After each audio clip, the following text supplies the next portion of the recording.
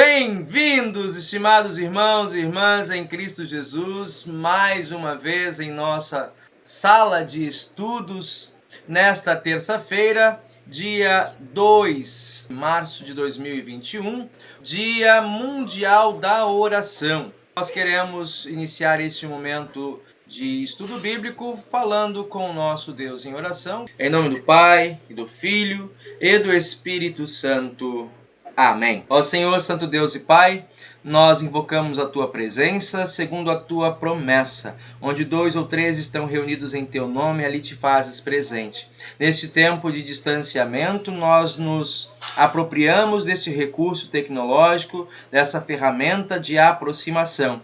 Porque unidos, apesar da distância, estamos num só corpo, numa só fé, pelo batismo que nos foi ofertado de Tuas mãos. E é na Tua presença que invocamos sabedoria para buscarmos colocar o conhecimento, as informações aqui trazidas para o crescimento particular e para testemunho do Teu reino.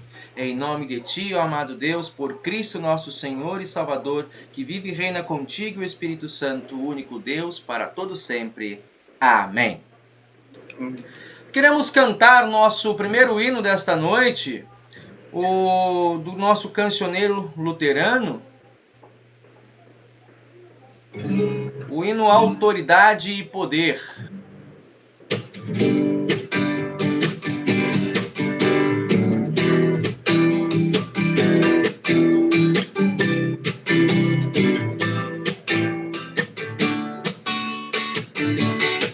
Os que confiam no Senhor são como os montes de Sião, que não se abalam, mas permanecem para sempre.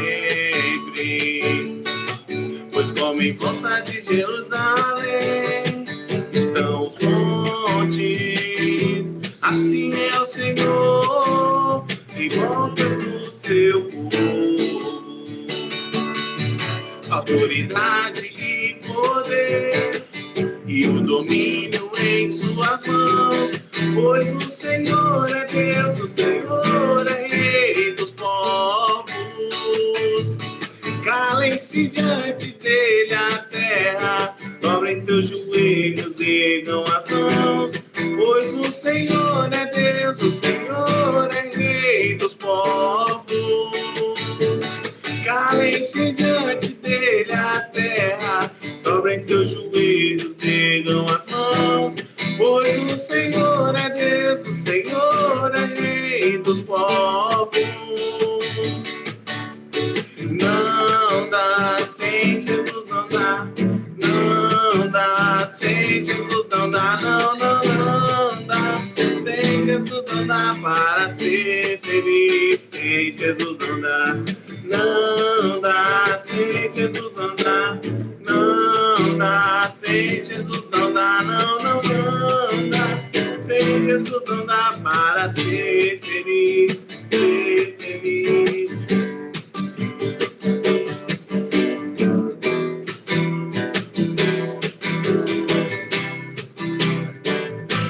Mais uma vez, pastor. Os que confiam no Senhor são como os montes de Sião, que não se abalam, mas permanecem para sempre. Pois como em volta de Jerusalém estão os montes, assim é o Senhor em volta do seu povo. Autoridade e poder, e o domínio em suas mãos, pois o Senhor é Rei, o Senhor é Rei dos povos. Calem-se diante dele a terra, dobrem seus joelhos, ergam as mãos, pois o Senhor é Deus, o Senhor é Rei dos povos. Calem-se diante dele a terra, dobrem seus joelhos, ergam as mãos, pois o Senhor é Deus, o Senhor é Rei dos povos. Não dá sem Jesus, não dá. Não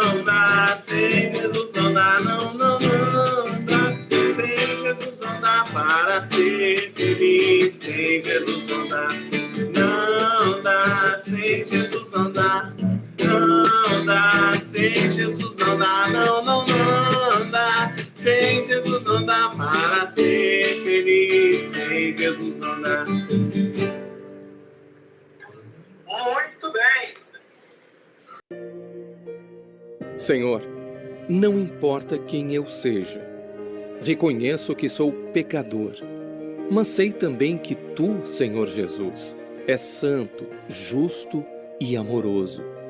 Por isso, quero buscar-te sempre e gritarei para Ti, não deixando que nada me impeça de fazê-lo. Sinto necessidade de ajuda e a peço com toda humildade. Meu bom Deus, a mulher cananeia vinha de um povo gentil. Ela sabia disso e confessou sua indignidade. No entanto, ela foi à tua presença e não se deixou perturbar por esses pensamentos em sua oração. Também eu, da mesma Talvez forma, a título de conhecimento, vou a ti pastor, e o digo, som não sai para nós. aqui estou, Senhor. Olha para mim com amor e cuidado. Isso é o que preciso. Onde mais poderia obtê-lo, senão contigo? Concede-me essa bênção por teu Filho, meu Redentor, Jesus Cristo. Amém.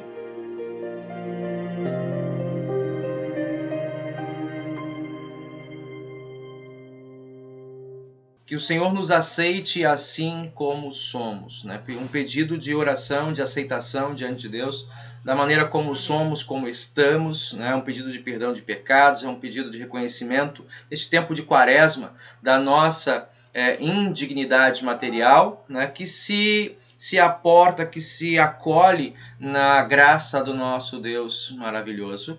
O tema que a gente está trazendo, em continuidade da semana anterior, sobre oração. Na semana passada nós vimos algumas teses daquela temática das teses da igreja para hoje, em que nós falamos sobre a oração cristã. Vimos lá as teses 53 a 60, desse material produzido pela Gelb no ano passado.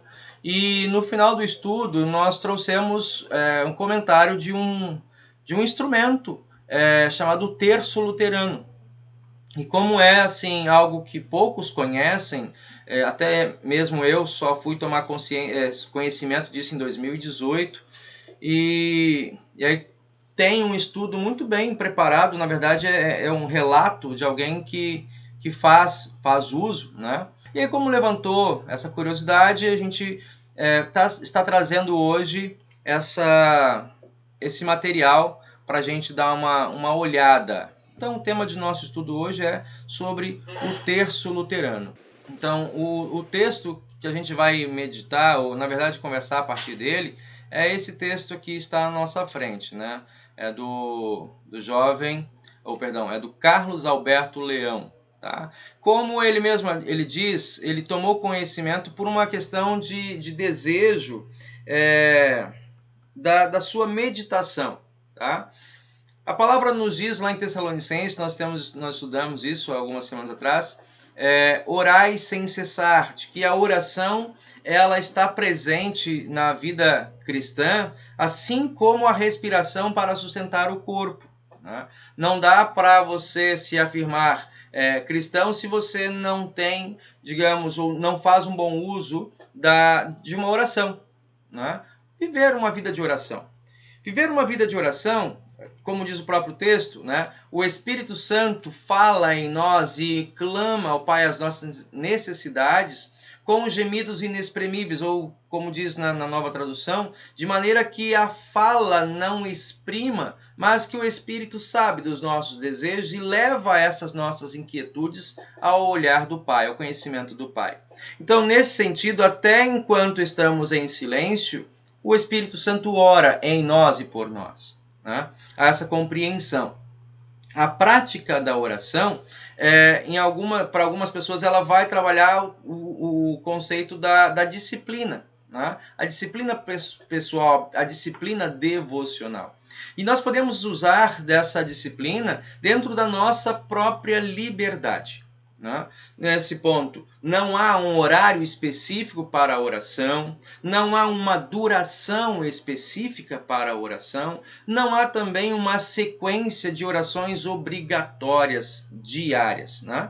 Nós podemos fazer orações livres, né? Mas também para muitas pessoas que se sentem talvez intimidadas, né? Se sentem muitas vezes não com uma intimidade para orar, para falar com Deus, não se sentem seguras para talvez fazer uma oração que não está dentro de um tema específico, né? Então você pode recorrer à própria escritura, que o livro dos Salmos é um compêndio de hinos, de orações, né, de meditações para diversas situações da vida. Por exemplo, em momentos de aflição, Salmo 25, Isaías 49, né? Para um momento de conflitos em família e no casamento, Salmo 27, Efésios 4, né?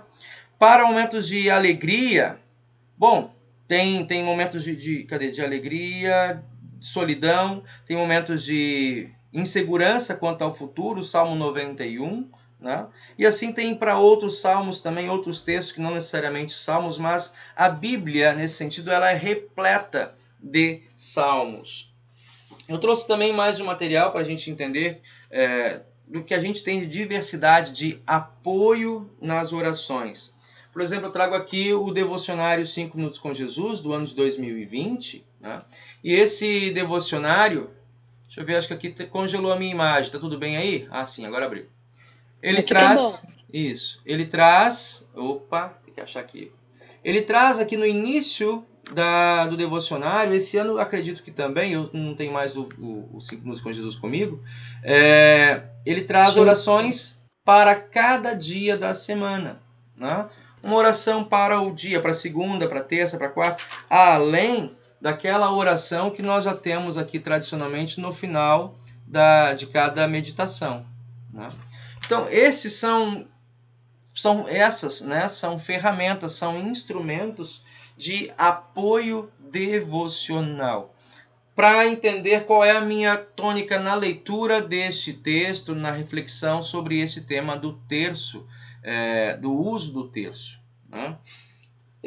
O autor, eu li o texto dele, ele fala muito sobre isso, da maneira como os católicos enxergam ou como são orientados, instruídos a estudar o terço, e ele fala, como luteranos, nós temos uma perspectiva diferente, tá?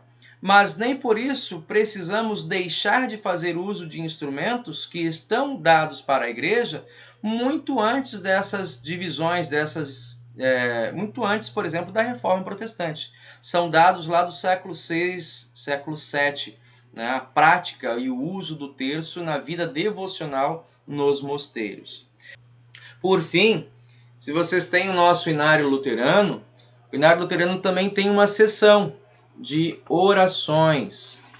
A partir da página 116 dessa minha edição, ele traz orações para antes e depois das refeições, ele traz orações da manhã e da noite, né? Uma dessas orações, manhã e noite, são do próprio Lutero, que ele deixou escrito no catecismo, né? Orações pedindo fé, quando tentados pelos cuidados da vida, pedindo fiéis pregadores, né? Oração pelo pastor no início do culto, esse momento de oração, poxa, vai começar o culto, o pastor, eu não sei como é que está o coração do pastor, mas que o Senhor prepare ele, né? Para confissão de pecados, quando há falta de desejo na ceia do Senhor, por confiança na absolvição dos pecados, para antes e depois da participação da ceia, oração pedindo paz, resignação, momentos de aflição, submissão, e assim vai até a página 122, né? Onde nós temos também o exame de consciência. E o exame de consciência, como um instrumento preparatório para a Santa Ceia, é também ali um momento de meditação, de reflexão, né? Onde nós dizemos que falamos acerca do nosso pecado, falamos acerca da nossa confiança em Cristo para o perdão, bem como na expectativa do que estaremos a receber na Santa Ceia. Então, esses instrumentos são, de novo, um aporte para auxiliar a nossa vida devocional. Bom, diante disso, nós vamos dar uma olhada então nesse texto e conversar um pouquinho a partir dele, né? Só essa parte inicial aqui de introdução, né? Confesso que tenho um apreço muito grande por orações escritas. É evidente que converso com Deus livre e intimamente, uma oração longa ao início do dia e orações curtas o dia inteiro. Mas eu tenho um lugar especial em meu coração para orações escritas porque sou amparado por elas em dias nos quais estou tão cansado e abatido que eu não consigo conversar com Deus. Nos dias de profundo desânimo, quando sou tentado a pensar que Deus não me ouve e que tudo é em vão. São essas orações escritas que disciplinam a minha carne a falar com Deus e a entregar-lhe meus cuidados, né? E a entregar-lhes os meus cuidados, a minha tristeza, o meu pecado e a minha desolação. Queria meditar com vocês nesse primeiro aspecto. Essa queixa, né, que ele traz, vocês percebem isso como algo comum e algo que impede a nossa vida devocional? Eu acredito que sim. Eu particularmente acredito que sim. E às vezes a gente é tentado um dia de trabalho, um dia cansativo. Nossa, eu só tô querendo chegar e deitar, né? Então, de certa forma, sim. Talvez corrigindo, então, o que eu tinha falado semana passada, não... O texto católico, ele talvez é usado da maneira errada. Oração para pessoa errada.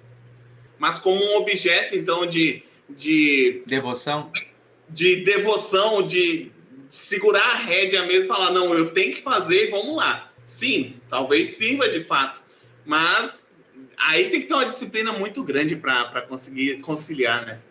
De novo, né? Assim, é uma ferramenta, e ele traz aqui na sua explicação, né, na exposição inicial, que serve para um auxílio na disciplina. Paulo fala conosco em termos de disciplina cristã, né? Em Romanos 8, eu sempre trago esse texto porque para mim ele é um texto chave em termos de discipulado, né? Em termos de perspectiva de caminhada de fé. O bem que eu quero não faço, mas o mal que eu não quero, esse faço. Né? Então vejo dentro de mim uma lei militando com o meu espírito, a lei do pecado, a lei da carne, né? A lei do pecado impregnada na carne, que me denuncia, né? Denuncia o meu pecado, denuncia muitas vezes as minhas lutas internas que me derrubam, que me fragilizam. Né?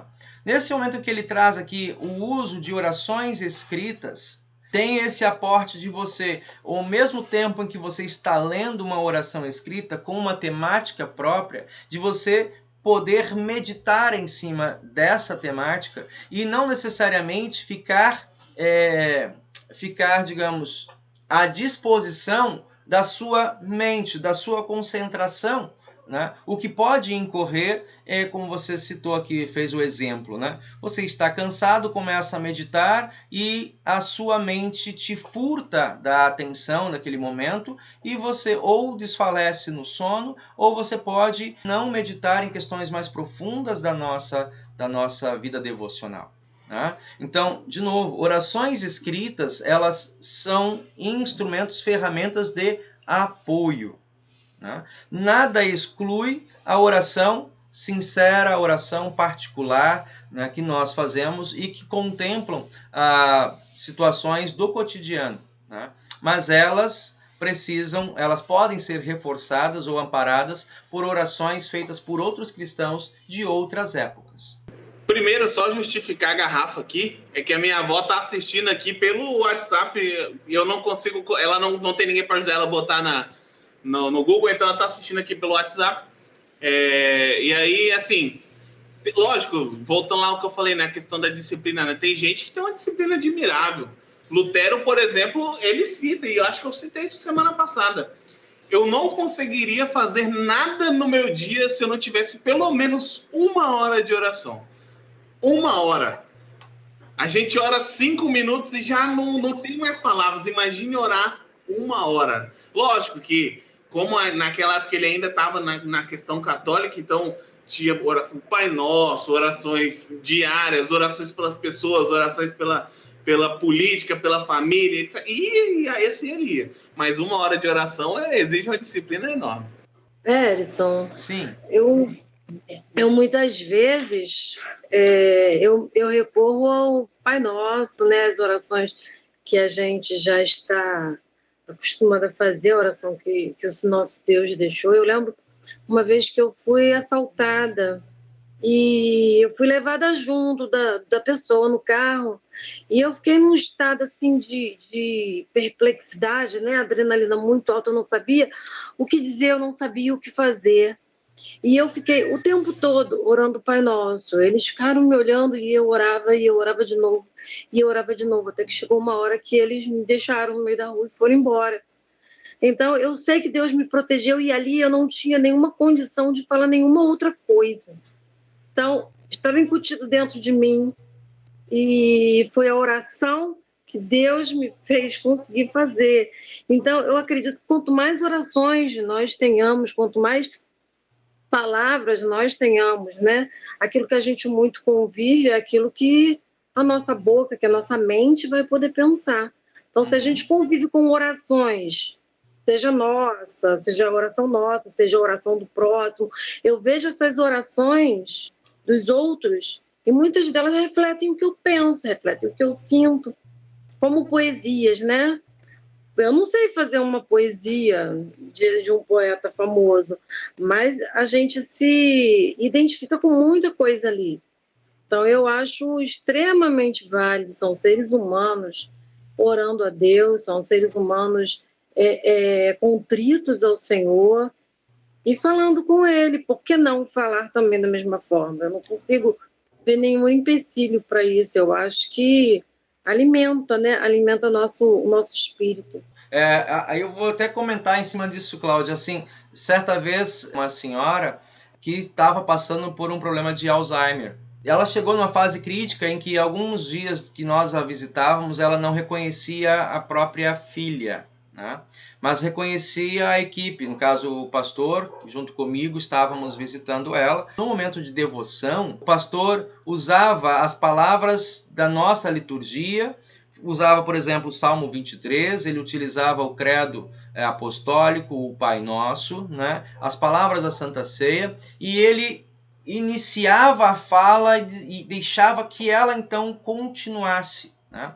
E apesar da debilidade cognitiva que o Alzheimer estava causando, essas palavras, e você trouxe a palavra muito forte e importante aqui, incutir, né? O texto lá de Deuteronômio vai falar, né? Inculcar, botar para dentro da cuca. Eu mexo com os meus confirmandos isso, né? Eu vou colocar para dentro da cabeça de vocês, por mais que seja difícil, pareça difícil aos olhos, né? Mas é algo que uma vez introjetado, não sai mais, né? E quanto mais profundo, maior repetição, e detalhe, não é simplesmente uma repetição mecânica, mas uma repetição, a gente vai ver mais à frente, contemplativa ou meditativa. Você vai lembrando as palavras e vai buscando refletir situações da sua vida, situações do seu cotidiano. Então, essas palavras elas vão adentrando a áreas muito mais profundas do córtex. Porque você agrega a essas palavras sentimentos, memórias, né, sensações. Então, as palavras não estão apenas soltas no ar. Elas estão gravadas dentro de você. E numa hora de grande ansiedade, como por exemplo essa que você experimentou, são as palavras que vêm imediatamente à nossa boca, né? São as palavras que vêm como âncora para nos firmar diante dos desafios. Então, olhar as orações escritas, as orações bíblicas, né? As âncoras de fé de antepassados, que a gente pode dizer nesse sentido, né? Situações de vida, e escreveram aquelas orações, marcam também a nossa vida. Então eu vou voltar aqui ao texto, né? Bom, ele diz assim, olha, pois bem, eu vou confessar uma outra coisa. Aqui uma questão de empatia, de gosto, e entra muito na história de cada um, tá?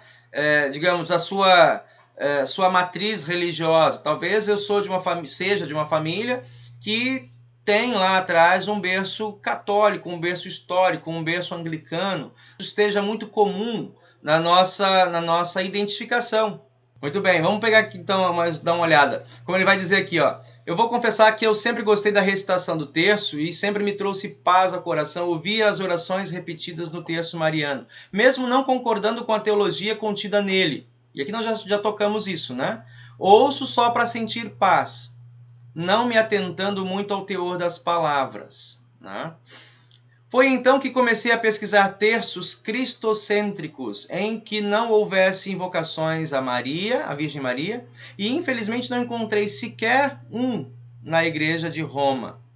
Até que eu soube do terço luterano, que vem sendo usado e ensinado por luteranos dos Estados Unidos, né? Eu encontrei esse... E aí esse pastor luterano, ele fez, então, adaptações, esse ligado ao nosso sínodo, lá o LCMS, né? Ligado ao nosso sínodo, ele fez adaptações com algumas orações tradicionais da igreja. A gente vai conversar isso mais à frente. Bom, aí, avançando aqui, mais um ponto que eu marquei desse trabalho. Aqui. A oração do terço deve ser feita voluntariamente. Primeiro aspecto que ele traz, né? Eu achei importante marcarmos. A oração do terço, ela deve ser feita voluntariamente, como uma expressão de verdadeira fé. É livre. É dentro da liberdade, como eu comentei, né? Ninguém deve orar o terço por obrigação, por penitência ou para merecer algo de Deus. Então, o que ele está trazendo aqui? Algumas observações, gente. Fazer o uso de orações, ou momentos de oração, ou a hora da oração, né? Como Lutero fazia, como muitos de nossos irmãos fazem. Então, ter isso é algo que deve brotar do coração do indivíduo. E não deve ser usado de modo algum como uma tábua de comparação entre quem faz 1 hora, 1h30, ou quem faz 5 minutos, como o Mailer trouxe mais anteriormente, né? A Cláudia diz: a tela está cortada. Deixa eu ver o que está acontecendo. Mailer, a tela está cortada?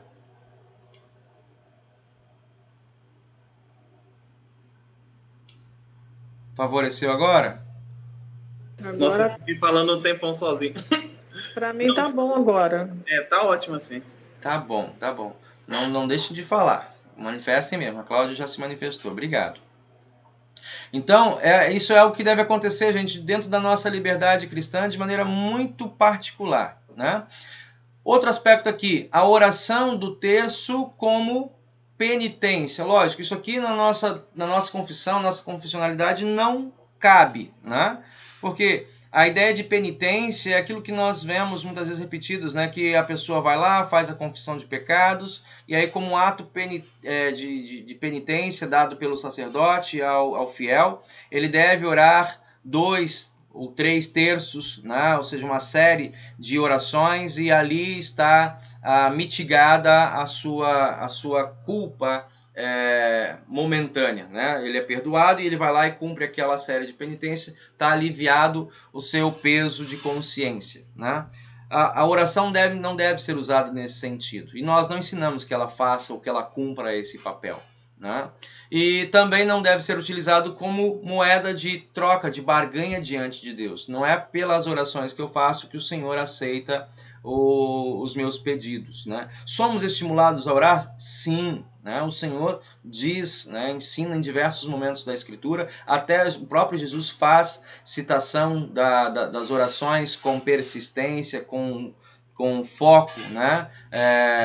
Na parábola que ele conta da viúva e do juiz iníquo, né? Fala que a mulher foi atendida pela insistência, persistência diante do juiz, ou seja, sendo o juiz um homem mau, soube, né, acolher o pedido daquela mulher pela sua insistência, muito mais o Senhor, que é bom e derrama bênçãos sobre nossas vidas, né? Então, confiar e fazermos nossas petições diante do Senhor, mas isso não é algo que precisamos considerar como moeda de troca, tá? Continua, não associamos o terço ao purgatório ou às indulgências por motivos óbvios, já que nós não cremos na existência de purgatórios ou na validade das indulgências, né, como ferramentas, de novo, de penitência ou de redução de culpa diante de Deus, né? O uso é adiáforo. A palavra adiáforo está aqui, né, colocado já o seu sinônimo. É algo indiferente, tá? Algo que se traz alguma contribuição particular, ok, pode usar, né? Mas se causa empecilho, que é o que nós falamos aqui de início, ou seja, até o motivo ou razões de desconhecimento por alguns, se causa empecilho, então não precisa usar, tá? Então, beleza. Ele não é pecado usá-lo e nem é algo ordenado por Cristo à igreja. Aqui mais um momento que ele faz uma aplicação particular, né? É como isso encaixa para essa pessoa. O terço tem melhorado a qualidade de minhas devoções diárias. E aqui ele já citou lá em cima o motivo, né? Eu não estou escrevendo o texto com o intuito de gerar polêmica, mas a honestidade de quem se sente bem ao fazer uso, ao orá-lo e que deseja compartilhá-lo com outros luteranos, né? Tenham a opção de oração. Como ele percebeu, não há dentro do contexto católico romano orações que sejam cristocêntricas, né? E não há no meio luterano um instrumento de apoio a uma disciplina, uma rotina de orações. É isso que ele coloca aqui para nós. Oi. Acho que ali em cima, isso eu acho que vale a pena frisar, assim, algumas linhas acima ali ele colocou, né, a questão do texto. Eu acho que vale a pena a gente frisar isso aqui, né? A gente já falou tanto, mas nunca é demais repetir, de que serve como um objeto de disciplina, né? É o jeito de eu me concentrar. Então, às vezes a gente se pergunta assim, né? Caramba, perdão pela palavra feia, mas caramba, eu não consigo me concentrar para fazer oração. Como é que eu vou fazer? Teste. Às vezes você, por exemplo, agora eu lembrei de um caso. Perdão, Mália, só um pouquinho. Você citou aqui em cima. Qual ponto especificamente? Só pra gente... Eu acho que tá acima aí. Tá acima dessa... Deixa eu ver. Aqui ele fala que deve ser feito voluntariamente, das distinções para o luterano e para os católicos romanos, né? O uso como adiáforo. E depois... Essa aqui nós não lemos, né? Não, então eu acho que eu vi... Eu não, enfim, eu acho que eu devo ter visto em algum lugar. É mais assim, agora que você falou, eu lembro de que uma prima minha, a minha avó nem vai saber isso, mas uma prima minha, Pamela, sobrinha do meu avô, ela orava, eu lembro que ela falava quando pequena que ela orava segurando um carneirinho. E era o jeito dela se concentrar. Entende? No seminário, o único jeito que eu conseguia de orar é se eu estivesse sentado na frente do computador. Não com o computador ligado, obviamente, mas depois que eu terminava minhas atividades, né? Eu parava, abria o que eu tinha que abrir, fazia minha devoção da noite, oração, e aí sim era o meu jeito de orar. Se eu deitasse na cama, eu já não servia mais para nada ali, não funcionava. Então era o meu jeito. São táticas, né? Então a gente vai experimentando. Tem gente que ora só ajoelhado, só consegue orar ajoelhado, porque dali, com desconforto, né? Isso que é meio masoquista, talvez, mas no desconforto ali, ela conseguia então se concentrar e fazer a oração dela. Então cada um se adapta ao jeito, né? Cada um encontra o seu jeito de orar da melhor forma, que vai fazer com que se concentre, daí a oração flui, sai do coração mesmo, etc. E tal. Ok. Continuando então aqui.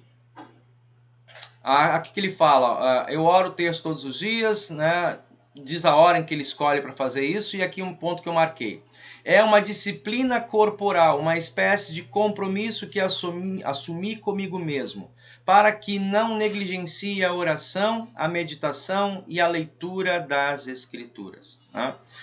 Gente, é importante isso aqui, como, né, o que o próprio Lutero traz no catecismo, quando ele aponta nas orações, fazer uso das orações como um respiro da alma, né? Eu falo assim, nós precisamos sentir essa necessidade e, acima de tudo, é vontade do próprio Deus que nós o reconheçamos e o busquemos, assim como uma criança busca, clama, pede pela sua mãe, né, por conta da fonte de alimento e segurança que estar. E aí eu vou até acrescentar isso. É muito comum para crianças, mesmo depois de passarem da fase de amamentação, que continuam querendo dormir ao lado da mãe, ao lado do pai, né, na cama com os pais, porque não é a necessidade física, não é a necessidade de alimento, né? Mas é aquela sensação, uma questão mais afetiva, de conforto e sentir-se acolhido ao lado daqueles que, para a cabeça da criança, né, são a fonte da sua segurança, da sua proteção, né? E aí, quando o nosso Senhor Jesus ensina para nós clamarmos a Deus, Pai nosso que estás nos céus, né? Lutero diz assim, olha, Deus quer que nós sejamos atraídos a Ele, que nós o busquemos com toda a confiança, como crianças, né? Que aguardam, que aguardam e que confiam neste seu provedor. Então, faz parte dessa vida devocional, desse testemunho cristão, o querer sentir-se achegado aos braços do Pai, né? E nós podemos fazer isso através das nossas orações, seja de uma maneira mais livre ou seja de uma maneira mais estruturada. Aqui está trazendo um modelo estruturado para nós conhecermos, né? Eu tenho procurado aqui tenho procurado trazer a experiência de vivenciar o terço em minha vida cotidiana. Olha que interessante. Não é, de novo, ele vai fazer mais um momento aqui, uma crítica, quando alguns usam o texto de Mateus 6, vou te dar a palavra, Mália. Quando alguns usam o texto de Mateus 6, onde Jesus fala contra escribas e fariseus pelo uso de repetições, né, de orações vãs e repetições. Então ele está aqui trazendo para nós um aspecto muito importante, de que não seja apenas a recitação de textos, né, sejam bíblicos ou escritos por outros, né, mas uma reflexão, uma vivência a partir daquilo que você está falando. Mahler, quer tomar a palavra? Sim. Acho que ali estava a parte que eu tava falando, disciplina corporal, etc e tal. Ali estava a parte que eu estava falando. Ah, tá. Alguém mais?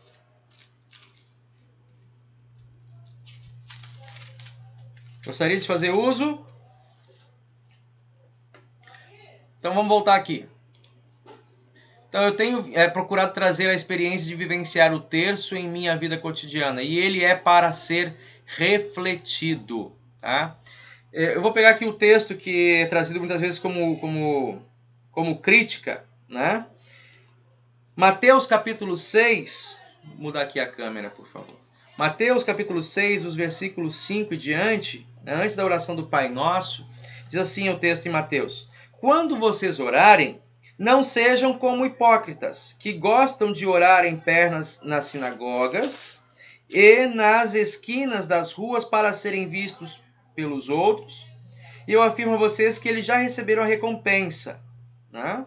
E depois, nas suas orações, não fiquem repetindo o que vocês já disseram, como fazem os pagãos, pois pensam que Deus os ouvirá porque fazem orações compridas.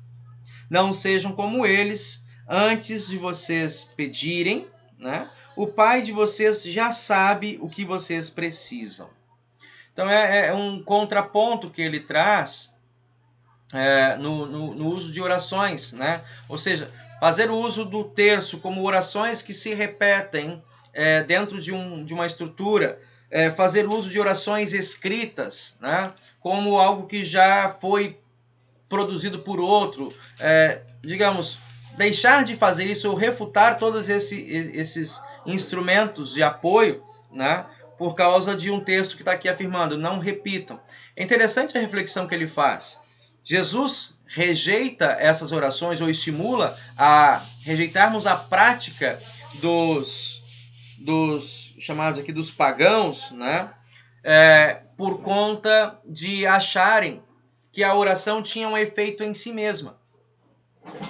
Tá? Como nós vemos, entender a oração como uma penitência, um modo de expurgar a culpa da alma, ou como um instrumento de mérito diante de Deus, e fala assim, isso não é oração. Né? Não é para esse fim, não repitam as práticas desajustadas de outras pessoas. Mas vamos aprender a maneira adequada de nos achegar diante do Senhor. E aí começa a leitura no versículo 9 do texto do Pai Nosso, a oração do Pai Nosso. Tá? Então a oração deve ser algo para ser refletido. Né? Nós já pegamos aqui o ano passado, a própria oração do Pai Nosso, meditando cada semana uma das petições. Foi um estudo longo que nós pegamos, né? Quem acompanhou, já acompanhou conosco, lembra disso. Tá? Aqui exatamente é o ponto que ele marcou. Mateus 6, 7, né? O que está acontecendo aqui, segundo a reflexão dele? Jesus está condenando a visão da oração como obra meritória, como algo que damos a Deus a fim de merecermos algo dele. Condena a falta de fé e a oração mecânica e supersticiosa. Acontece com vocês também de fazer das nossas orações tradicionais um ato mecânico?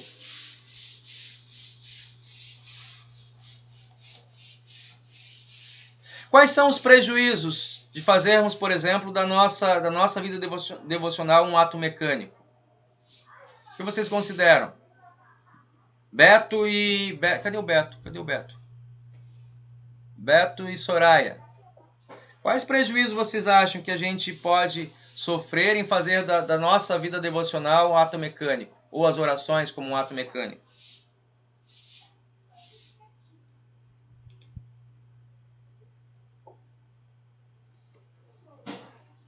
Não sei não, pastor.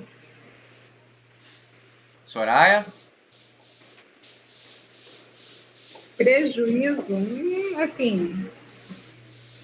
Não vejo assim, prejuízo nenhum, não. Assim, a gente não reflete, mas assim, eu acho que sai do coração, mesmo já tá na cabeça, já é do nosso ser mesmo, aí a gente vai falando, mesmo que a gente não tá pensando, refletindo assim, mas já é de dentro da gente, não deve ter nenhum prejuízo, não.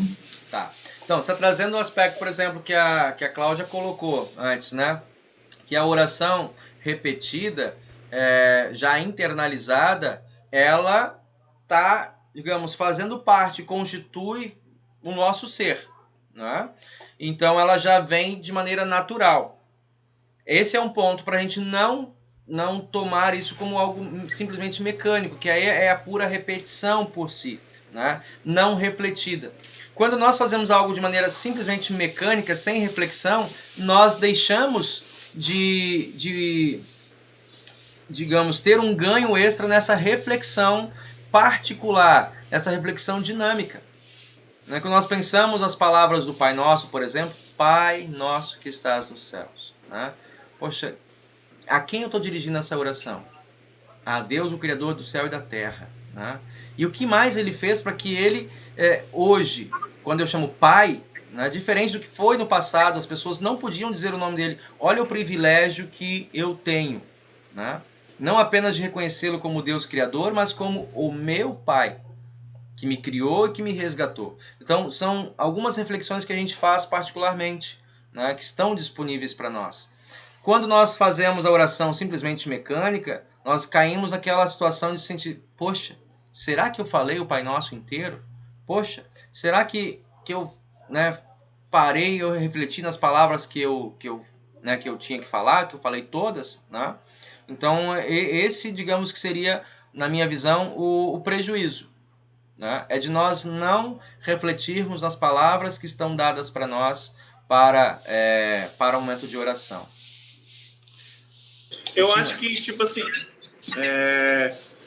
já aconteceu, por exemplo, de eu estar no meio da oração do Pai Nosso ou qualquer outra oração e eu simplesmente começar a pensar no meu trabalho, por exemplo. Eu trabalhava no banco, né, de estagiário.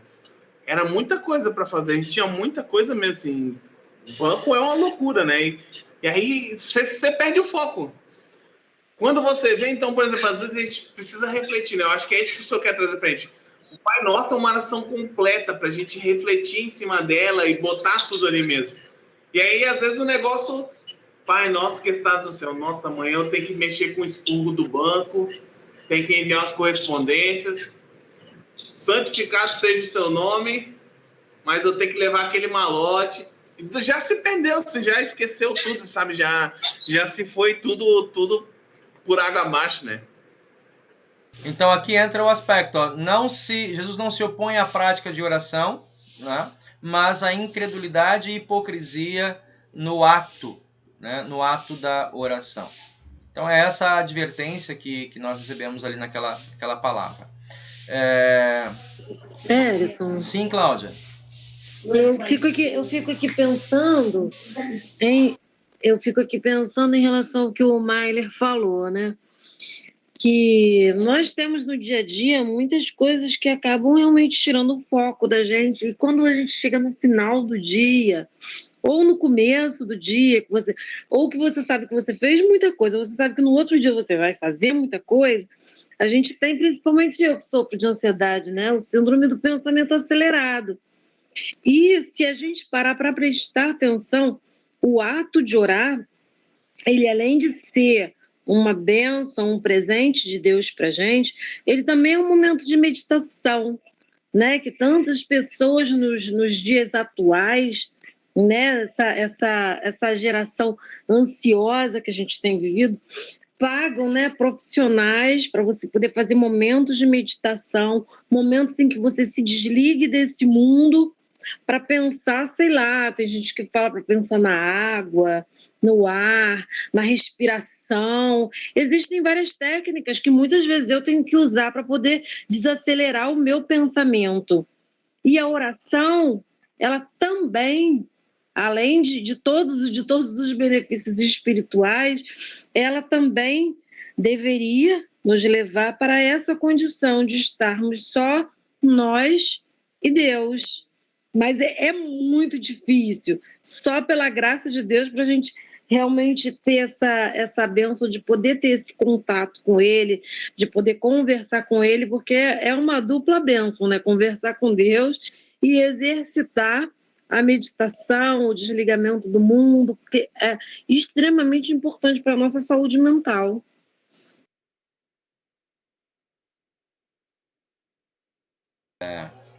Exatamente, você traz um aspecto muito importante, que é um ganho colateral, né? Digamos, em termos de uma vida, a prática, por exemplo, do uso do terço como essa ferramenta, remonta o século VI e VII, como eu falei, nos mosteiros, em que os monges precisavam recitar os salmos, né?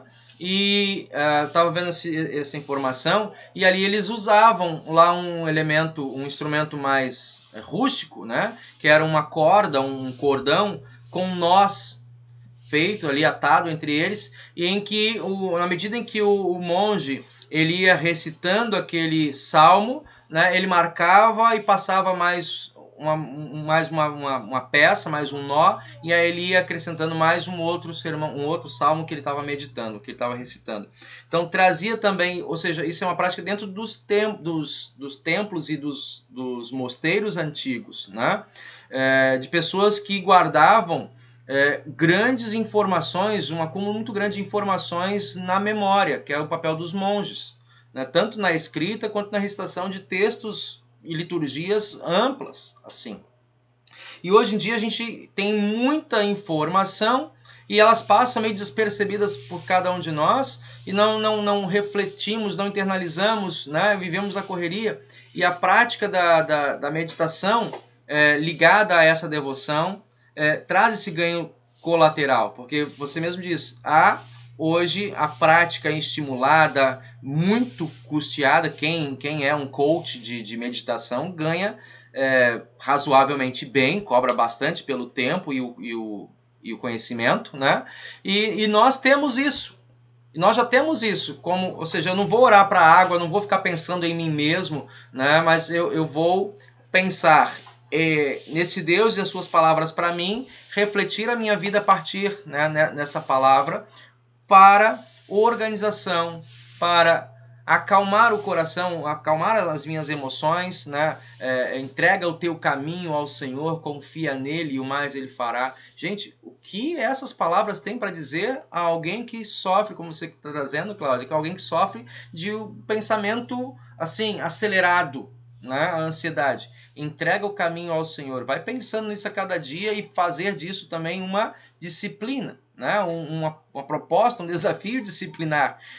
Entregar o caminho, o que significa, o que implica isso na correria, nas coisas que a gente pensa fazer, não consegue fazer, né? Entrega o teu caminho ao Senhor, confia nele, né? E o mais ele fará. Então são momentos assim importantíssimos que estamos aqui, né, na prática da devoção diária, podemos fazer uso da oração. Não necessariamente o terço, mas ele entra como uma possibilidade de ferramenta, né? Aqui entra na parte que já está finalizando, deixa eu só encerrar aqui. A colocação que ele traz, mas isso é uma tradição de Roma. Bem, eu nunca concluo que algo está errado porque a igreja de Roma pratica e incentiva. A igreja é morada do Evangelho. Ora, a igreja de Roma, de todos, né, todos têm o texto do Evangelho.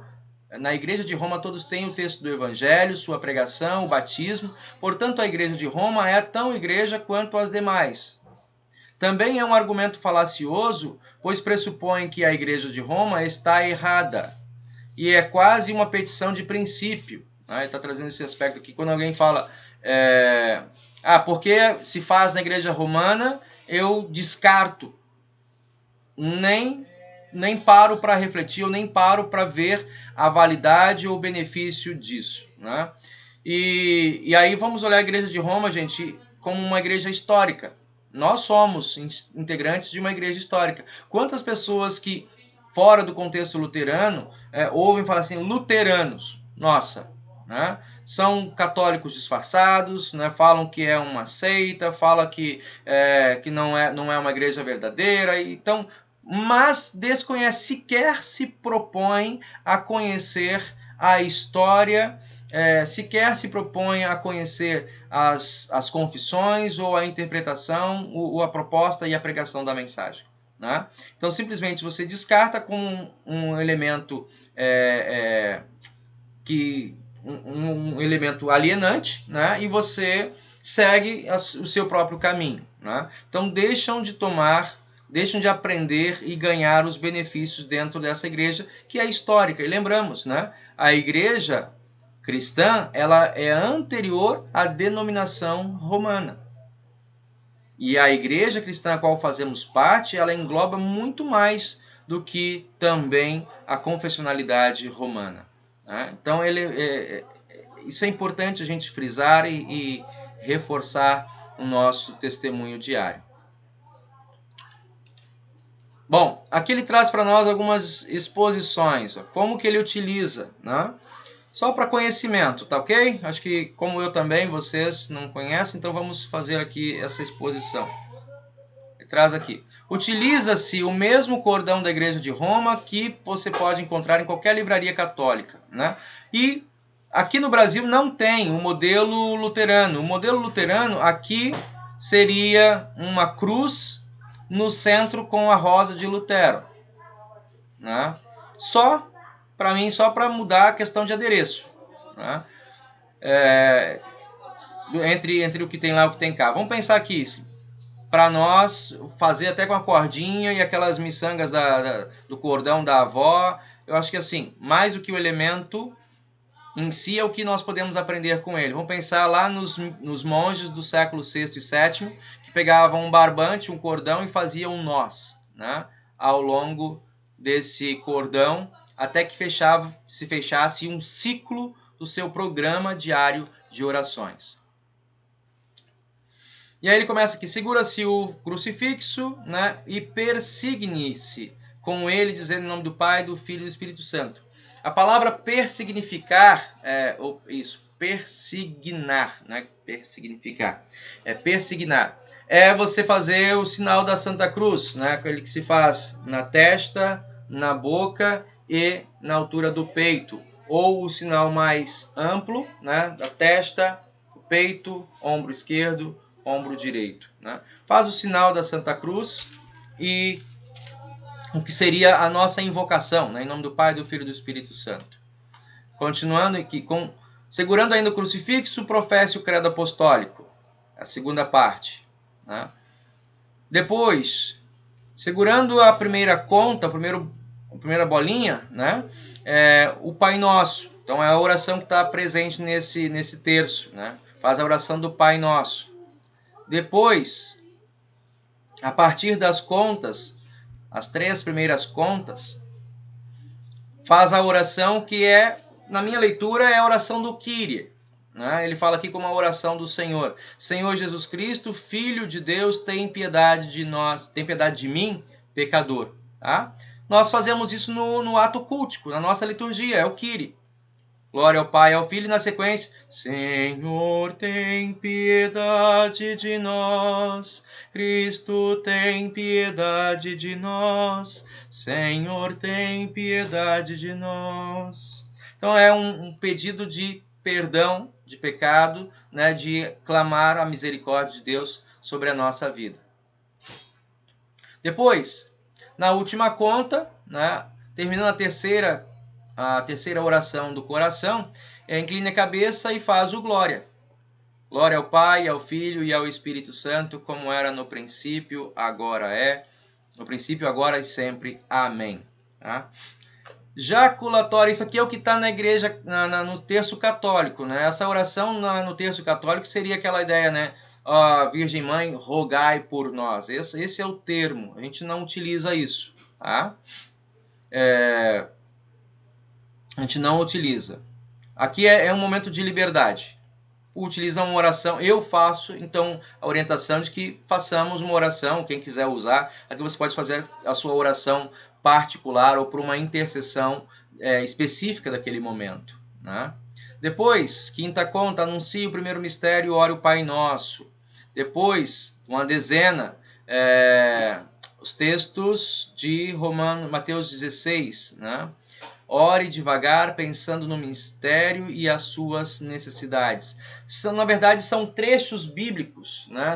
Eu até marquei isso mais à frente. São trechos bíblicos de uma narrativa da paixão de Cristo. Por exemplo, nesse tempo de Quaresma, pensarmos em trechos bíblicos que falem do sofrimento, da paixão e morte de Cristo por nós. Então, desde a saída da Galileia, nós estamos fazendo as leituras a cada domingo, né? O que entraria aqui nesse momento? De pensar a caminhada de Cristo, a sua resignação, a sua alegria, onde apesar dos sofrimentos, foi o tema da semana passada, apesar dos sofrimentos, ele tinha convicção dos benefícios para a nossa vida. Então, obrigado, Senhor, porque não desistisse da minha vida, né? Obrigado, Senhor, porque assumisse o peso e o sacrifício da cruz para a minha salvação, né? Não me deixe negligenciar o teu sacrifício, não permita que eu o trate com algo plural, singular, relativo, mas que o tenha em primazia no meu coração. É uma oração livre, né? Meditando no próprio sofrimento de morte de Cristo Jesus. E assim ele vai seguindo. Acho que aqui para frente ensinar o pessoal a conhecer, né, o texto. No final, na Igreja Católica você tem a oração a Maria. Nós não temos isso, né? E parte da oração a Maria, por exemplo, nós a temos um texto que é do século anterior ao Concílio de Trento, né? Que faz a leitura daquela primeira parte de Lucas, capítulo 1, né? A visita do anjo. Bendita sois vós entre as mulheres e bendito é o fruto do vosso ventre, Jesus. Ponto. Né?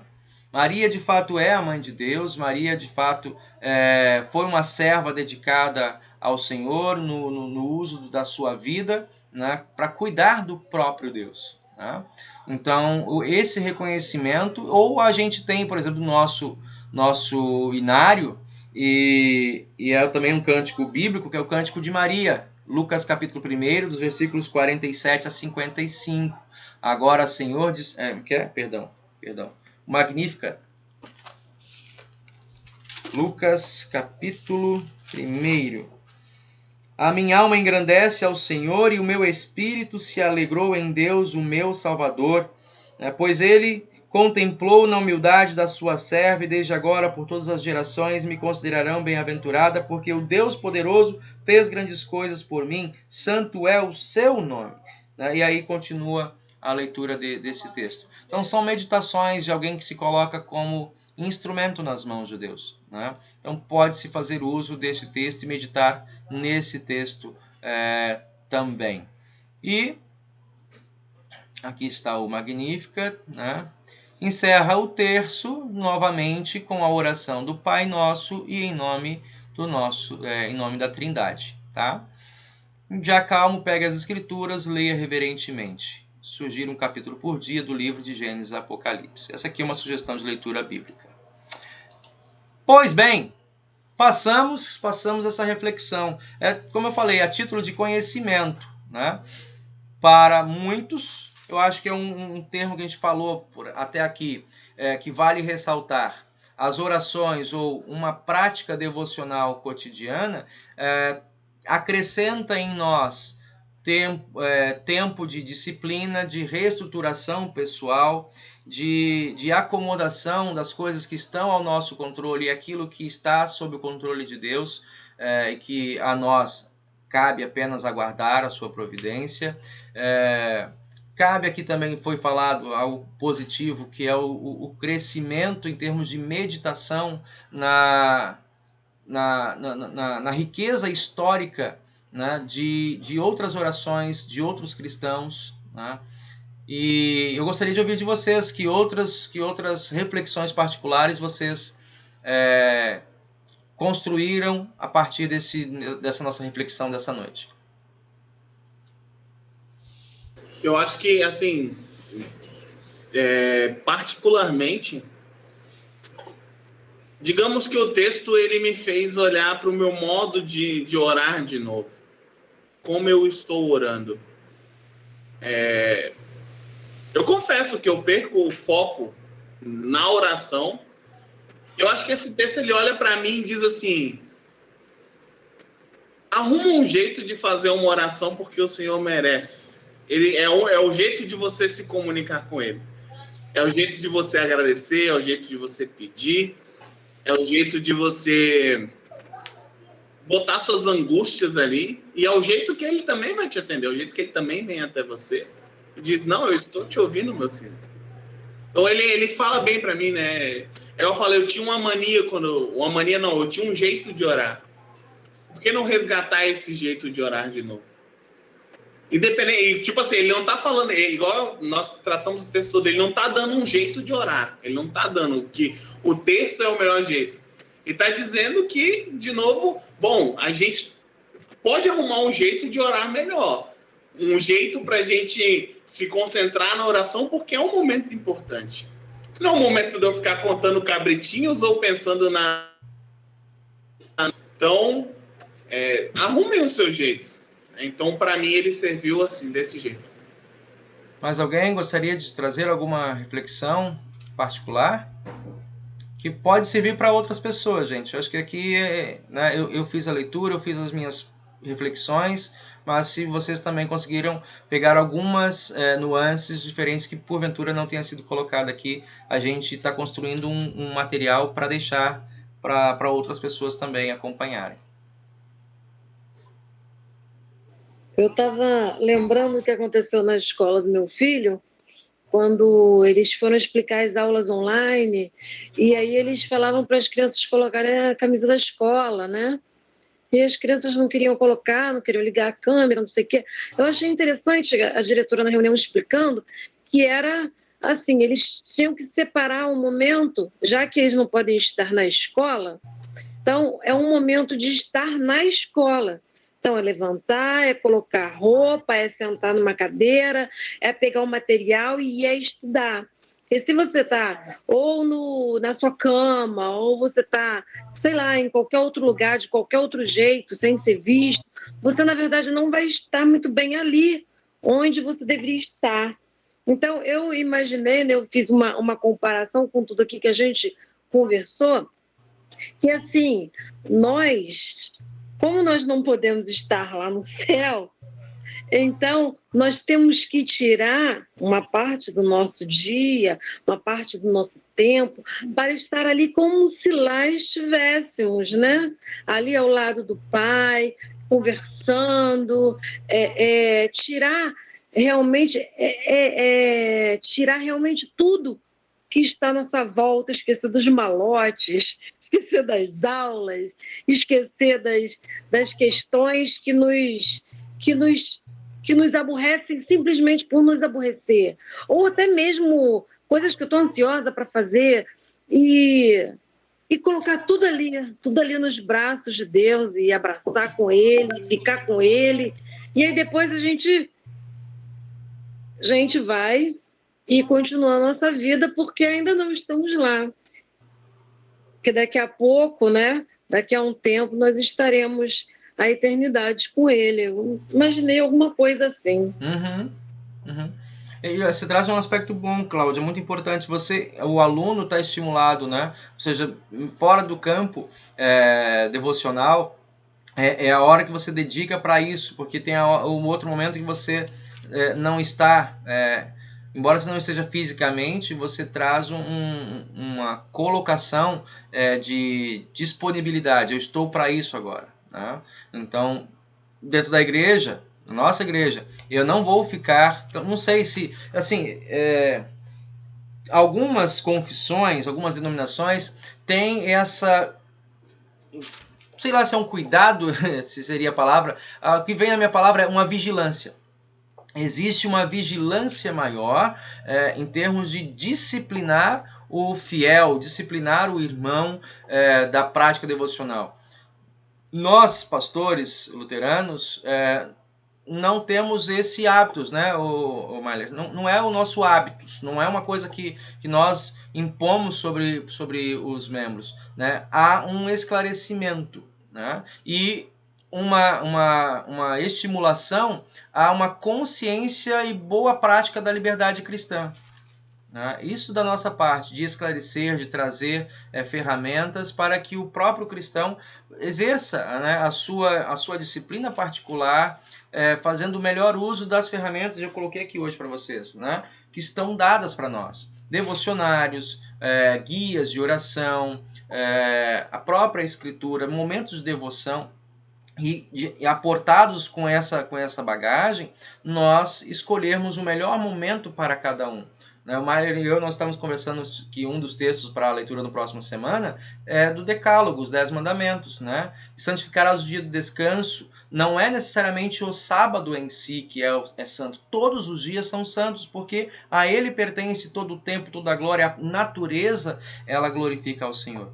E nós, muitas vezes, falta-nos, talvez por falta de disciplina pessoal, ou talvez uma vigilância, não é o caso que vai acontecer na igreja luterana, mas há pessoas que se sentem melhor sendo cobradas, e outros já se sentem, digamos, mais seguros, né, de viverem a sua liberdade particular. Eu não sei medir cada um, mas Aí eu acho que eu estou te cortando, quero pegar esse momentinho mesmo. Aí é que vem a dificuldade, né, do pastor entender cada ovelha para saber o jeito de cada uma. Algumas têm que ser cobradas, outras, se forem cobradas, se sentem invadidas, e vocês têm que estar ali de olho em cada ovelha para poder cuidar. Isso mesmo, né? Então, mais essa ferramenta para que todos os nossos irmãos e pessoas que vocês são pontes, eu repito sempre, vocês são pontes, né? Pontes para outras pessoas, que hoje, de posse desse estudo, a gente possa, foi o que eu corrigi semana passada, né? Que nós possamos olhar até mesmo com um católico que digamos, praticante do uso do terço, nós temos assim, poxa, um terço, que legal, que boa disciplina, qual momento você usa? E já vai ser um caminho de aproximação, de diálogo, né? Poxa, que interessante, sabe que também eu conheço um terço da minha igreja, opa, da tua igreja? Mas você não é luterano, protestante? Sim, né? E aí você traz esse diálogo de aproximação, né? E de centralidade em Cristo.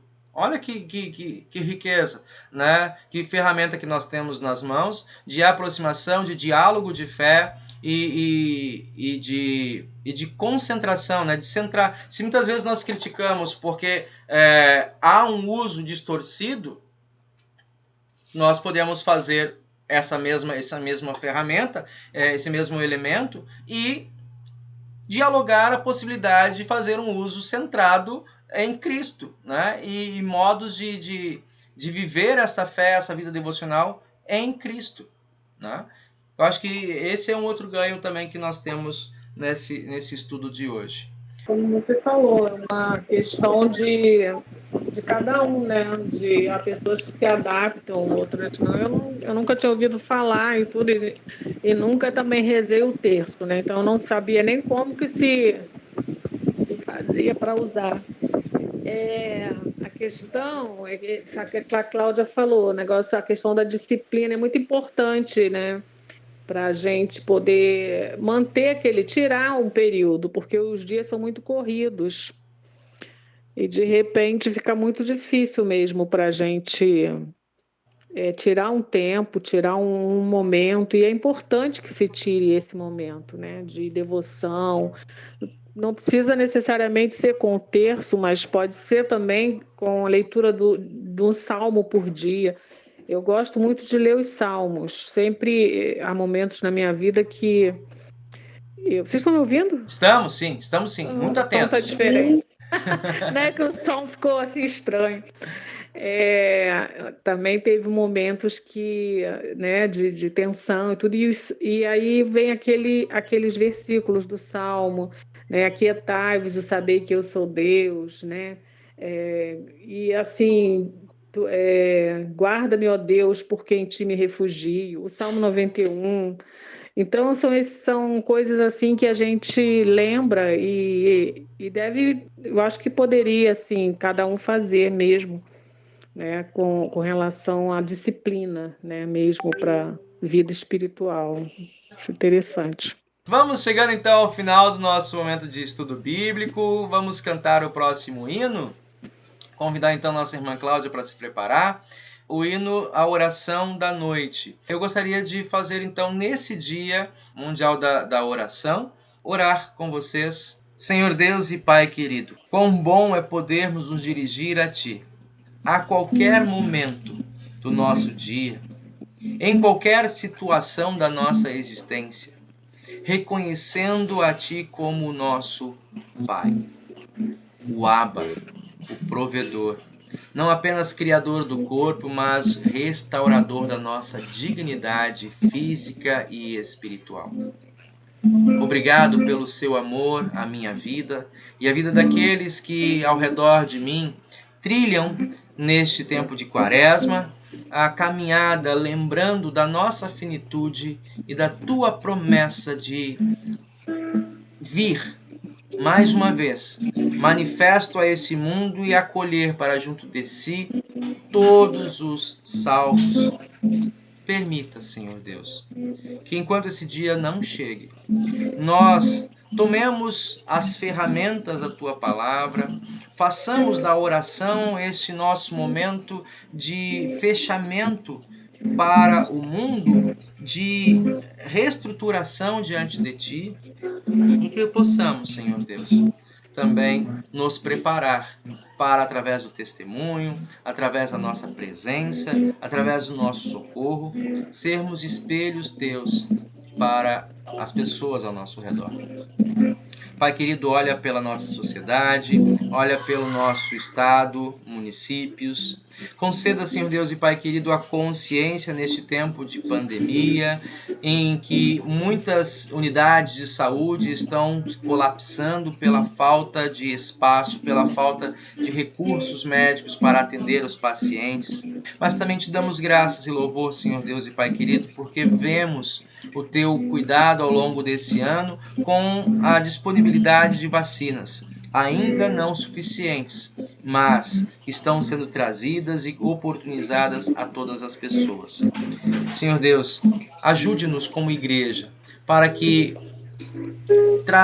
possamos trazer o olhar das pessoas ao nosso redor em desespero, em desesperança e desorientação, para encontrar em Ti e na Tua palavra um porto seguro para ancorar as suas vidas, para ancorar as suas ansiedades, para ancorar, Senhor, as suas frustrações. Ensina-nos a ler e a meditar na Tua palavra. Quando lemos, entrega o Teu caminho ao Senhor. Confia nele e o mais Ele fará.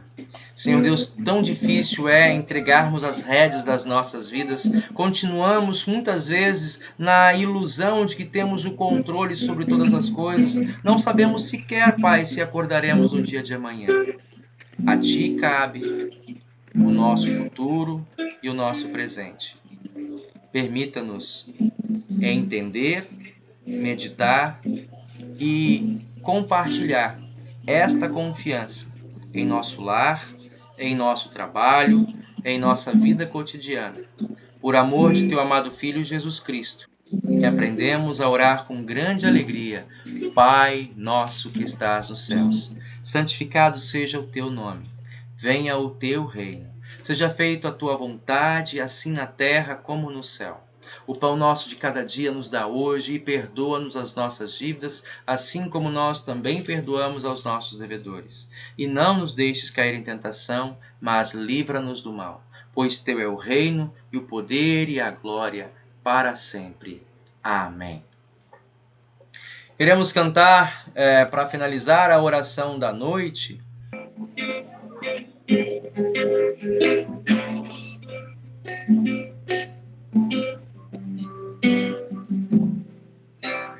Ao orarmos, Senhor, vem encher-nos com Teu amor, para o mundo agitado esquecer, cada dia sua vida viver. Nossas vidas vem, pois, transformar, refrigério pra alma nos dar. E agora, com outros irmãos, nos unimos a Ti em oração.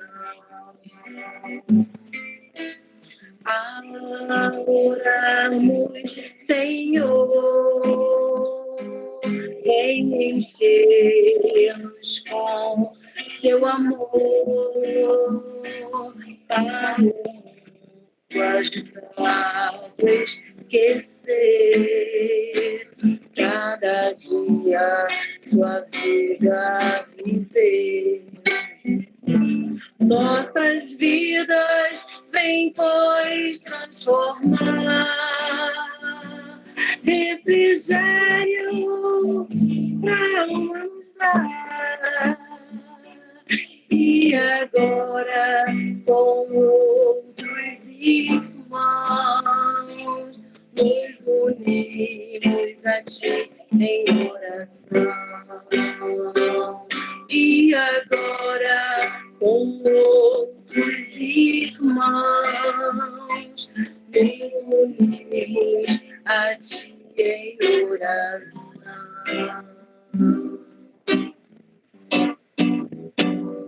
Amém.